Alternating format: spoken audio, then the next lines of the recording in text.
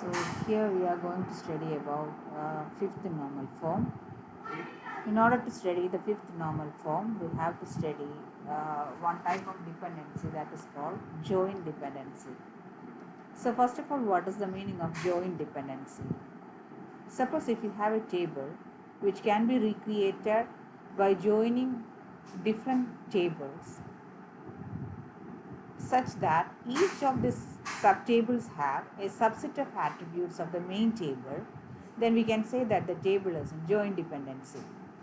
In other way, joint dependency is the generalized form of multi-valued dependency. So why we are studying the joint dependency is that if you want to check whether the table is in fifth normal form, first of all, the table should be in 4NF and the table should not contain joint dependency. That is, we cannot further divide or decompose the table into smaller tables. If these two conditions are satisfied, we can say that our table is in fifth normal form. So here what we studied is the meaning of joint dependency. So if you want to explain the concept of joint dependency, suppose that you have a relation which is R, relation name is R, which consists of four attributes A, B, C and D. Suppose that this table is decomposed into two subsets, so two subtables R1 and R2, such that R1 contains A, B and C attribute of the original table and R2 contains C and D of the original table. That is, C, D attributes are included in the second table, A, B, C attributes are included in the first table. And suppose that if you are trying to find or if you are trying to join these two tables R1 and R2 together over C, because C is the common attribute to R1 and R2. So if you are joining, if you are performing the join operations on R1 and R2 over C, we will get the original relation R. And this type of decomposition will be a lossless decomposition, because we will get all the attributes and all the tuples inside R. So if this is possible, we can say that the table is in joint dependency exists inside the table. So the same thing is explained here. Joint dependency means if a table can be recreated, that is, here we are recreating the table R by joining the R1 and R2 together. So joint dependency means if we can create the original table by combining the two tables R1 and R2 together, then we can say that it is a joint dependency. Okay, so if a table can be recreated by joining multiple tables, so in our example we are just joining two tables and each of this table contains a subset of attributes of the original table. So in our example, the R1 consists of A, B and C, which is a subset of the original table.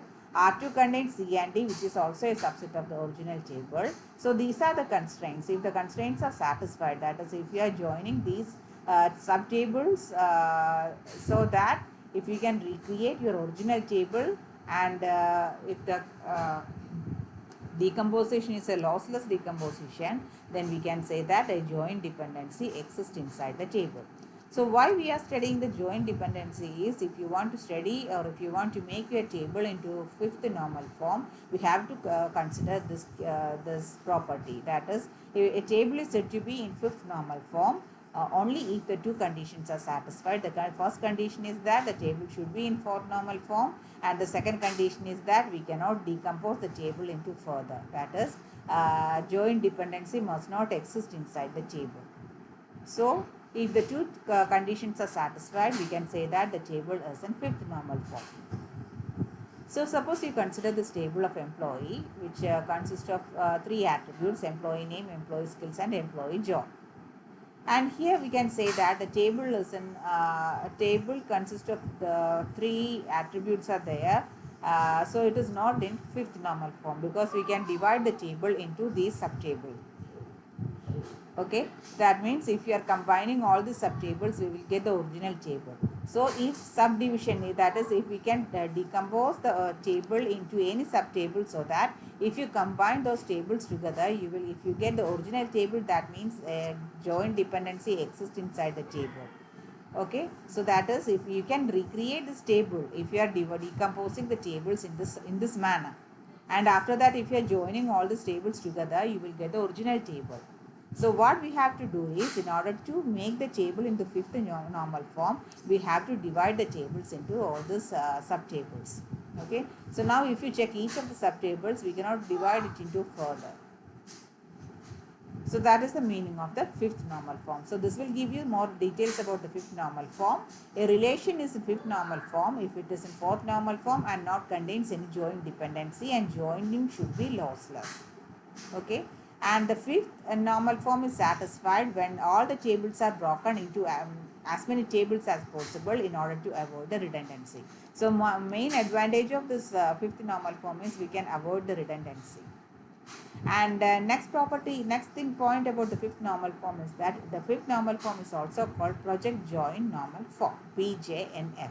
So these are only the points about the normal form. So far we studied different types of most popular normal forms: 1NF, 2NF, 3NF, BCNF, which is also called 3.5NF, 4NF, and 5NF.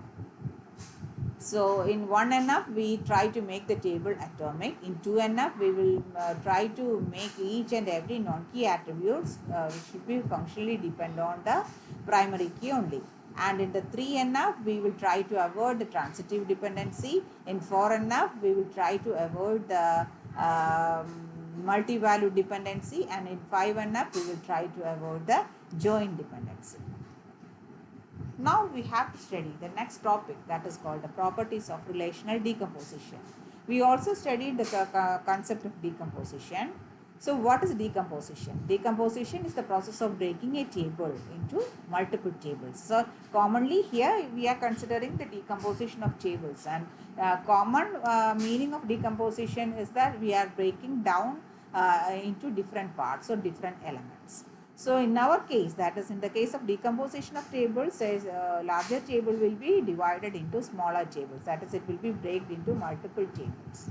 And one property of decomposition we already studied, there are two types of decomposition is there: lossless join and lossy join decomposition is there.